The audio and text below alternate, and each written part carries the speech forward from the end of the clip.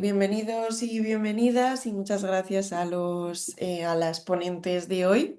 Hemos titulado este seminario, este último seminario de voces, como Responsabilidad empresarial y derechos humanos, nuevos retos y estrategias. Y bueno, es un placer contar con todas vosotras, Daniela, Julieta, Griselda y María, que es también compañera de Griselda.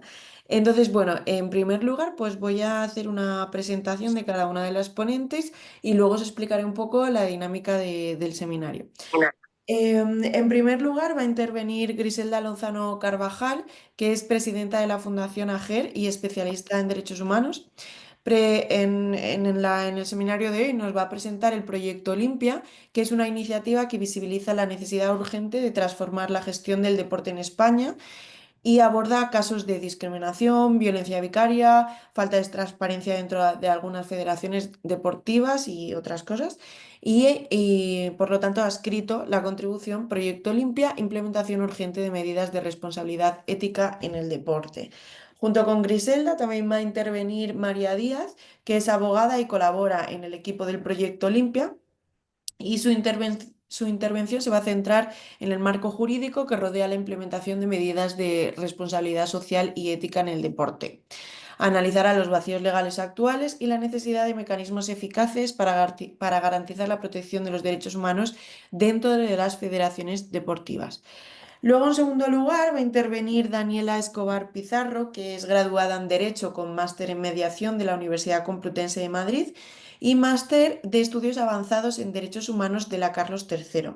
Actualmente trabaja como técnica de proyectos de la Fundación Abogacía y Derechos Humanos del Consejo General de la Abogacía Española y ha escrito la contribución Empresas y Derechos Humanos, una propuesta sobre la mediación como mecanismo complementario a la justicia para alcanzar una reparación efectiva. Y por último, si se puede conectar Julieta, porque creo que igual tiene alguna incompatibilidad con su trabajo, va a intervenir Julieta Benítez, que es abogada de la Facultad de Derecho por la Universidad de Buenos Aires, docente de las materias Derechos Humanos y Garantías y Derecho Internacional Público en la misma universidad y actualmente trabaja en la Defensoría General de la Nación Argentina. Y ha escrito y va a presentar Empresas y Derechos Humanos, un compromiso moral y estratégico. Así que bueno, ahora os explico un poco. Cada ponente tenéis 15 minutos para intervenir y luego si queréis hacer alguna aportación o lo que sea, pues es bienvenida o alguna reflexión. Entonces, bueno, sin más introducción, Griselda, empieza cuando quieras. Hola, gracias a Carmen. Buenas tardes. Bueno, yo hablo en nombre de la Fundación Ager, que es la entidad que lidera este proyecto, que es un proyecto llamado Olimpia, un poco en evocación a lo que significó aquella ciudad en un momento determinado de la Grecia antigua. Y hoy en día, que después de que el barón de Coubertin iniciara de nuevo todo el espíritu olímpico, pues ha sido un gran abanderado de muchas cosas, de la paz, pues se le ha querido dar un aspecto muy solidario, en fin, todos sabemos lo que es el deporte. Sin embargo, actualmente el deporte, cuando hablamos de deporte, se nos escapa el deporte de alta competición, que es donde ocurren la mayor parte de violaciones ajustadas o en perspectiva en los derechos, con derechos humanos, se da uno cuenta de que se vulneran prácticamente muchísimos. ¿Por qué? Bueno, quizás María os lo pueda explicar mejor desde una perspectiva jurídica, pero nuestra experiencia como entidad, como investigadores, como desde el año 2017 que hemos ido aglutinando toda una investigación científica, porque nos basamos en pruebas y nos basamos en datos fiables, pues es prácticamente un muro muy difícil de poder derrocar, porque no acompaña la legislación y esto permite que se sigan vulnerando muchos derechos humanos, en este caso de los deportistas. Cuando hablo de deportistas, el hecho de que un deportista quiera ser o quiera hacer deporte no implica que ello tenga que aceptar toda una serie de condicionantes que en otro ámbito no se permitirían. Por ejemplo, la discriminación, la endogamia, bueno, todo tipo, la violencia, incluso vicaria, se practica y se practica con total impunidad. Nosotros, en ese sentido, hemos hecho todo lo que buenamente hemos podido hacer, hemos aportado todas las pruebas que se nos han hecho llegar, pero lamentablemente España no tiene un sistema que permita poner un ritmo o una especie de canalización donde esas evidencias se puedan gestionar más allá de las propias federaciones o del propio organismo que tiene una función de vigilando, como es el CSD. Entonces, ¿qué pasa? Pues que todo esto queda en una especie de hueco, en una especie de subterrado allá, donde los deportistas prácticamente sobreviven. Sobrevive el que es más fuerte, sobrevive el que, pero no, ninguno de ellos sale bien parado en ese sentido, porque no es una cuestión de que sean unos, no, es que es la mayoría. La alta competición, luego hablaremos si queréis también de lo que sucede después de la alta competición, cuando estos atletas y estas atletas están en un compromiso desde los 15 años, bueno, desde los 15 años en alta competición, porque de hecho los deportes de alta competición se inician desde muy jovencitos, desde los 6, 8 años. Cuando acaban los 30, pues prácticamente hay un déficit de formación, hay un déficit de capacidad laboral y todo esto, y hay incluso además muchas discapacidades asociadas a la práctica de este deporte del deporte en sí, de alta competición, el que se haya escogido. Y en ese sentido, un poco nuestra misión era visibilizar, o queremos visibilizar, que esa sí es una necesidad también, porque el deporte no tiene por qué estar fuera de cualquier otro, de otra comprensión social. No tiene por qué ser algo al margen, puesto que está compuesto por personas y esas personas son seres humanos, con lo cual debería haber una legislación al respecto que pudiera de alguna forma comprometer a los responsables, y responsables me refiero a las federaciones, a que cumplieran una serie de preceptos que por ley en otras entidades deberían estar cumpliendo. Bueno, yo doy paso a María porque creo que ya no puedo aportar nada más. Creo que luego si tengo que intervenir o María lo que es necesario, intervendré, pero básicamente el marco es este. Es un proyecto que sigue y que es un proyecto que a pesar de todas las dificultades, presiones y amenazas que recibimos, seguimos con él. Te doy paso, María, si quieres. Bueno, muchas gracias.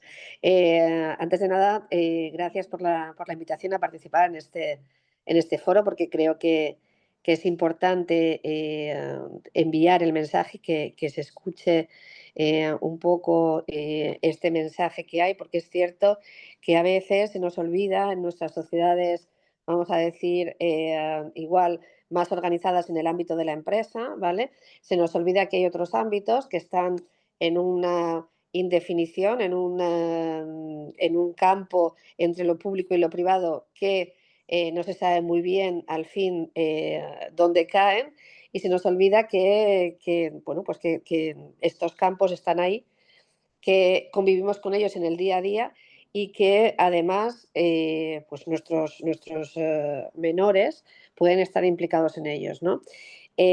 Porque no solo se trata de deporte de alta competición, que también, pero se trata de todo el deporte en sí. Es verdad que la ley del deporte prevé ciertas medidas como bueno, impulsa lo que es el Código de Buenas Prácticas, pero yo creo que los profesionales jurídicos convendrán conmigo, los distintos actores que han tenido a bien pues, hacer un poco una exégesis y un análisis de la norma, convendrán conmigo en que se queda un poco corta, ¿no? Se queda un poco corta en todo el tema de impulsar y de verdaderamente potenciar los códigos de buenas prácticas y los códigos de conducta en lo que son las federaciones deportivas, y bajando en cascada a los clubes deportivos, sobre todo en deportes minoritarios, que igual por el hecho de ser minoritarios tienen menos foco o menos atención por parte de los poderes públicos que otros deportes, pues como el fútbol, ¿no? Que suscitan pues más atención. Y no solo es el tema de los códigos de buenas prácticas, que es cierto que el CSD incluso recoge un código de buenas prácticas que, bueno, que estaría bien potenciar, sino que además, por esa indefinición que viven las federaciones entre lo público y lo privado, no se sabe muy bien hasta qué punto son obligatorios o no son obligatorios en su actuación. Es decir, mientras que para la empresa privada claramente hay una obligación pues de seguir unos estándares de ESG, ¿no? Tanto de medioambientales como sociales, éticos, incluyendo derechos humanos, evidentemente, y de gobernanza. Nos encontramos con que el ámbito público, por su parte, también tiene unas obligaciones en cuanto a estos estándares, distintas de lo que es la empresa privada, pero las federaciones deportivas y los clubs, por el hecho de estar en esta eh, indefinición, en este terreno de nadie, pues no se sabe muy bien si se les puede aplicar o no se les puede aplicar y qué normativa aplicarles en este caso. Es verdad que, por ejemplo, los criterios de gobernanza, de buenas prácticas, desde el CSD, si se linkaran las subvenciones que se les da a las distintas federaciones o a los distintos deportes con pues, la efectividad de la potenciación de estos estándares, tendrían una posibilidad de que realmente fuesen más efectivos. Pero hoy por hoy no es así. Hoy por hoy la ley del deporte sigue sin tener una aplicación clara mediante reglamentos, etcétera. Y luego hay otro punto que también se ha quedado ahí un poco en terreno de nadie, que sí que se quería potenciar, que las nuevas leyes procesales potencian, pero la ley del deporte sorpresivamente no, que es el tema de la mediación, que Daniela podrá hablarnos mejor, pero creo que también es una oportunidad perdida que nos llevaría a que posiblemente en lo referente a estos criterios de gobernanza que deberían pues, imponerse en este tipo de asociaciones, pues nos podrían llevar incluso a solucionar los conflictos de una forma más rápida y por tanto más justa y protegiendo sobre todo especialmente no solo a los deportistas de alta competición, como bien dice Griselda, y ya no me voy a extender ahí porque Griselda creo que lo ha expuesto muy bien, sufren una situación pues que debería ser mirada con un poco más de detenimiento desde el punto de vista del derecho y de la protección de los derechos de estos bueno, de los deportistas de alta competición, pero sobre todo cuando estamos hablando de menores creo que esto aún es más sangrante, ¿no? Sobre todo porque los procedimientos de mediación igual nos permitirían llegar a soluciones mucho más ágiles, que por tanto son más justas, porque lo que no tiene mucho sentido es, pues como ya hemos visto en decisiones de tribunales, que una situación sobre la que se pretende tomar una decisión cuando el menor tiene 13 años, que se resuelva cuando el menor tiene 19, en una carrera deportiva ya no tiene mucho sentido. ¿Vale? Entonces, básicamente estos son los dos puntos, luego si queréis los podemos explorar más, pero sí que desde mi perspectiva lo que me gustaría subrayar sobre todo y por parte del proyecto Limpia, eso es lo que intentamos reflejar en nuestro análisis, es la necesidad de nuestra sociedad, que vemos en la sociedad actual en España, de dotarse desde los organismos públicos, desde principalmente el CSD, que es quien debería capitanear y monitorizar estos temas, pues deberíamos poner más foco en lo que es la implantación de los códigos de buenas prácticas y de los procesos de buenas prácticas y además la potenciación de los sistemas de resolución de conflictos como la mediación que lleven a que haya una resolución de las controversias pues más cercana al ciudadano, más rápida y por tanto más justa. Y nada más, Daniela, te dejo a ti si quieres el testigo. Muchas gracias, María y Griselda. Daniela, cuando quieras. Genial. Bueno, yo también voy a reiterar los agradecimientos de tener este espacio para compartir un poco las investigaciones que estamos llevando a cabo. Yo tengo una breve presentación, así que si me permiten lo voy a compartir. Un segundo. Y también trataré de ser breve, solo resaltando lo más importante para respetar el tiempo que se nos dio. Entonces, bueno. Tal como tú dijiste, Carmen, mi tema es sobre la mediación como un mecanismo complementario a la justicia para alcanzar una reparación efectiva en el ámbito de la empresa y los derechos humanos. Contarle un poco de dónde viene esta investigación a propósito de mi TFM. Esto es el documento que yo envié, es una parte de la investigación. La mediación no la centro a ningún ordenamiento jurídico en particular, dadas las dificultades que eso supone, y esta es la primera aproximación, eh, entendiendo que la mediación va a estar centrada en cuestiones de reparación, por lo tanto, aspectos donde tiene que ver con cuestiones jurídicamente disponibles, con la finalidad de eh, satisfacer las necesidades de los titulares de derecho. ¿Cuál es el punto de partida de mi investigación? Es que en el ámbito de empresa y derechos humanos, las víctimas muchas veces encuentran barreras para acceder a la justicia. Y también a partir de la investigación, queda en evidencia que los mecanismos judiciales a veces no logran otorgar una reparación efectiva para las víctimas. Entonces, mi trabajo se divide en tres partes. Primero, me centro en las obligaciones estatales que tienen que ver con la regulación de la responsabilidad empresarial y todo lo que tiene que ver con el deber del Estado. Por segundo lugar, desarrollo qué significa una reparación efectiva, es decir, este derecho. Y en tercer lugar, hago la propuesta sobre la mediación como mecanismo complementario.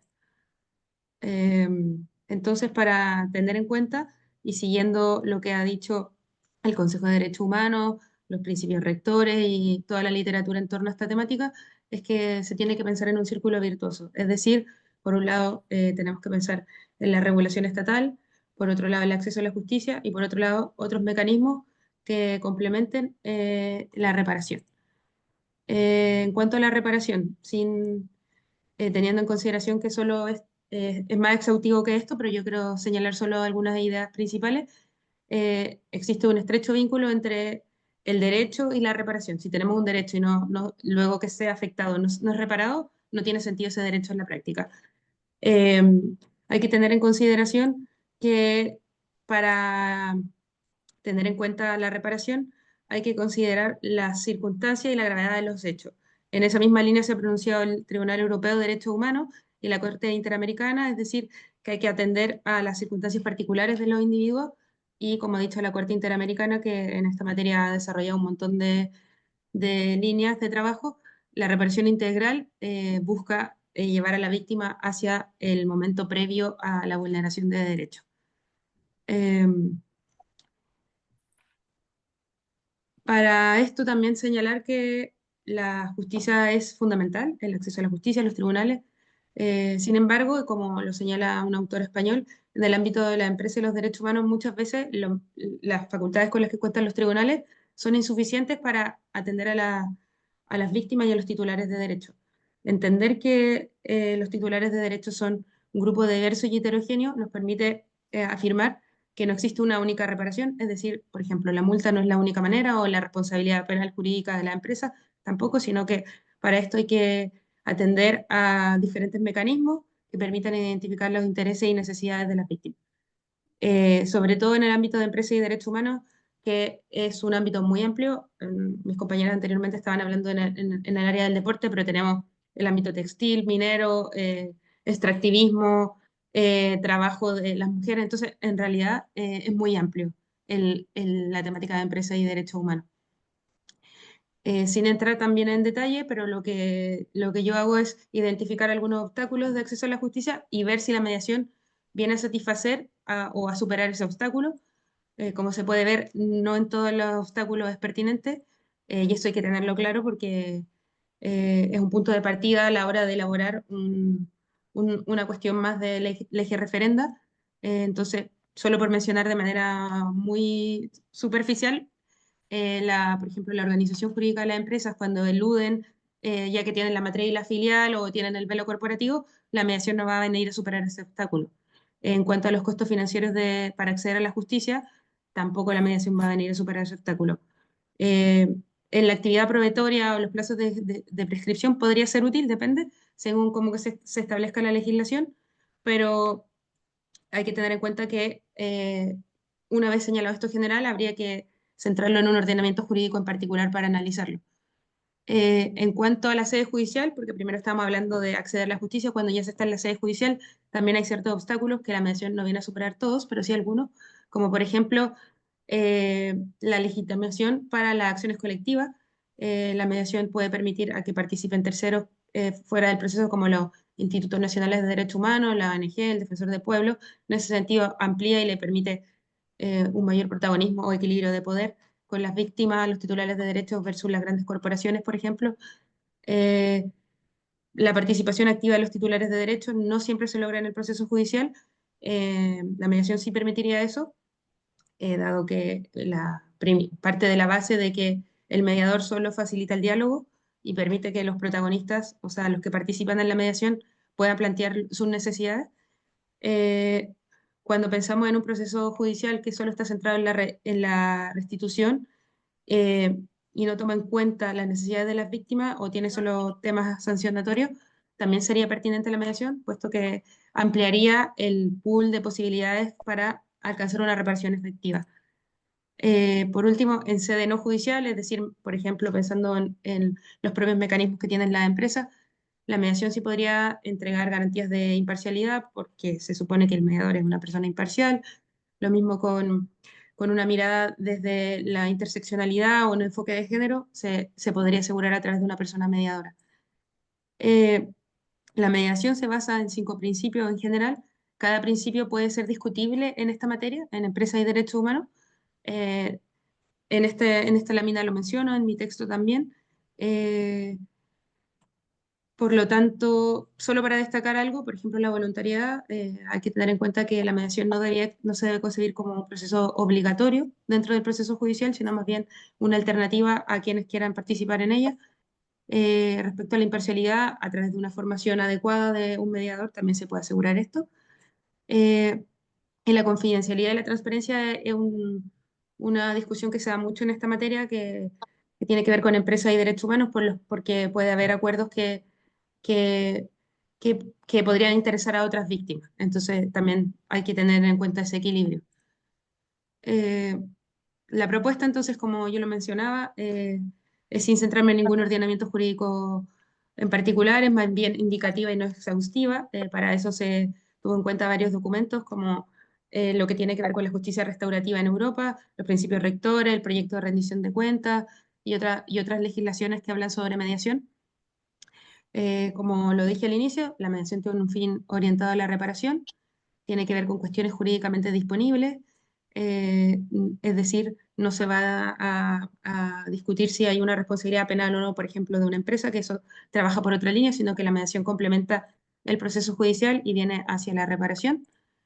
Eh, en principio hay que tener en cuenta que la mediación se trata de un servicio que se concibe para todas las etapas del proceso, que sea gratuito y que existe un protocolo para evaluar la viabilidad de este proceso.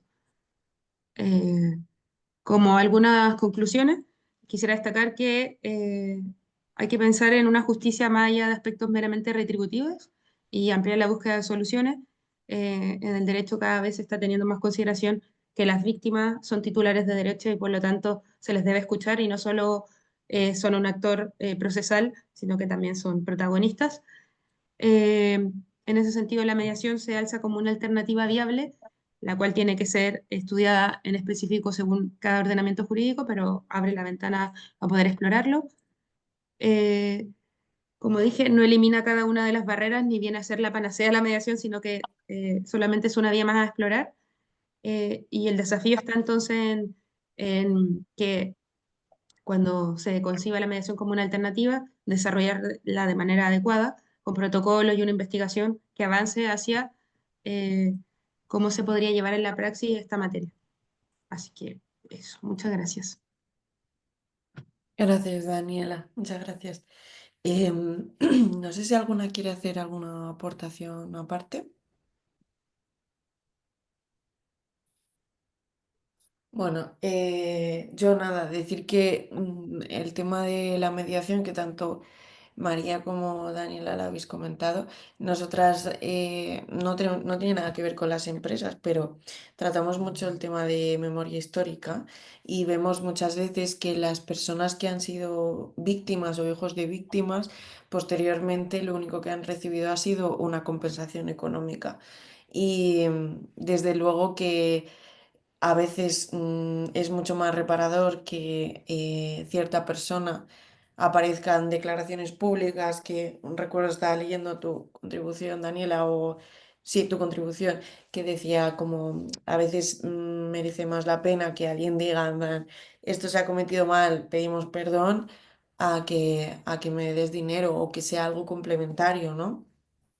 Entonces, bueno, a mí también me parece una buena vía. Pero, Daniela, hay una cosa Mm. que quería preguntarte, porque has dicho que la mediación siempre tiene que ser como complementaria a un proceso judicial.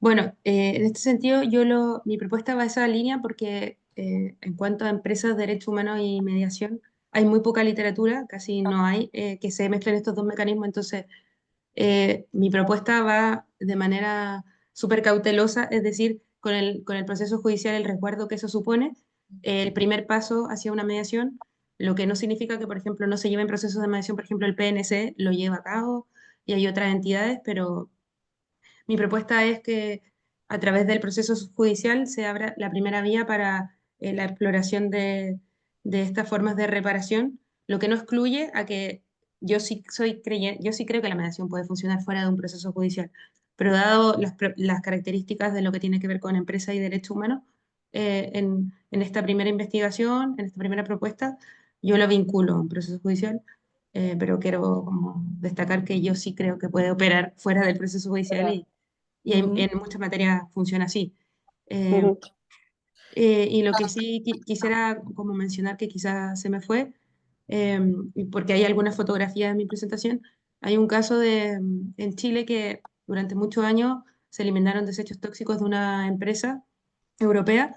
Las víctimas reclamaban, nunca se les daba respuesta. Cuando llegan a la justicia de los tribunales europeos, por plazos de prescripción se les menciona que no pueden ser reparados, y ellos se denominaron los hijos olvidados, porque en el fondo nadie, ni el Estado chileno, ni ningún otro Estado los reparó. Eh, Personas que murieron de cáncer y siguen generación tras generación. Entonces, yo creo que hay que tener en consideración siempre a las víctimas a la hora de pensar en formas de reparar, para que esto no siga pasando. Sobre todo, lo menciono yo, que vengo del sur global, que tiene bastante problemática en esta materia, que se ha denunciado en diferentes espacios. Entonces, bueno, creo que es importante la temática empresa y derechos humanos, algo que siento que cada vez va tomando más fuerza. ujú. Sí, además justo nosotras desde la Fundación Baltasar Garzón estamos haciendo un curso de empresas y derechos humanos por eso mismo, porque bueno, creemos que es un campo donde pueden ayudar mucho a cumplir con ciertos estándares internacionales en temas de sostenibilidad, ODS y todo, pero al mismo tiempo ya hemos visto que ha habido casos absolutamente destructivos que atentan contra muchos derechos básicos, como puede ser la vida en el caso de Chile con temas de cáncer y muertes incluso. Entonces, bueno, yo creo que desde luego es un tema bastante que hay que estar bastante encima. Yo veo que hay muchas cosas en relación con empresas y derechos humanos y bueno, pues en ese sentido tengo esperanza.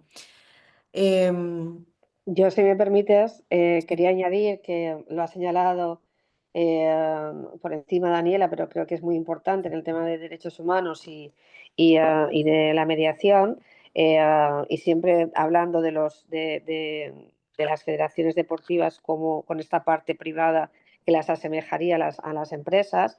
Creo que el elemento fuerte a favor de la mediación, integrado, ¿no?, en un procedimiento judicial, es esa posibilidad de buscar soluciones distintas a las previstas, como tú bien decías, ¿no?, distintas a lo que es la mera multa, la mera compensación económica, pero que sin embargo para el tema concreto de la protección de estos derechos humanos sirvan como soluciones reparatorias realmente, ¿no? Y creo que ahí la mediación sí que juega un papel importante, porque evidentemente el procedimiento judicial es un procedimiento reglado en el que las soluciones son las que están previstas por la regulación. Una mediación siempre te permite jugar un poco con las soluciones posibles a ese conflicto, ¿no? Y a buscar unas soluciones que no sean estrictamente las meramente reparatorias, hablando de lo que es la responsabilidad civil y lo que es la reparación económica pura y dura, ¿no? Ujú. Sí. Bueno, no sé, y creo que no hay ninguna aportación más. Entonces, si os parece, lo dejamos aquí porque Julieta ha tenido problemas en el trabajo y también con el tema del cambio de hora y no va a poder presentar, pero bueno, que sepáis que todas las contribuciones de las ponentes de hoy también están subidas a la página web de Voces y en el enlace que os envío siempre por correo, está ahí también. Así que nada, pues agradeceros a vosotras que hayáis formado parte de este proyecto, que creo que da voz a cosas que a veces no pueden alzar sus voces. Entonces, bueno, muchísimas gracias, Griselda, Daniela, María, también a las que estáis aquí y los que podáis ver este seminario. Y nada, siendo el último, pues agradeceros nuevamente y que, bueno, espero que sigamos ahí al pie del cañón con todos estos temas.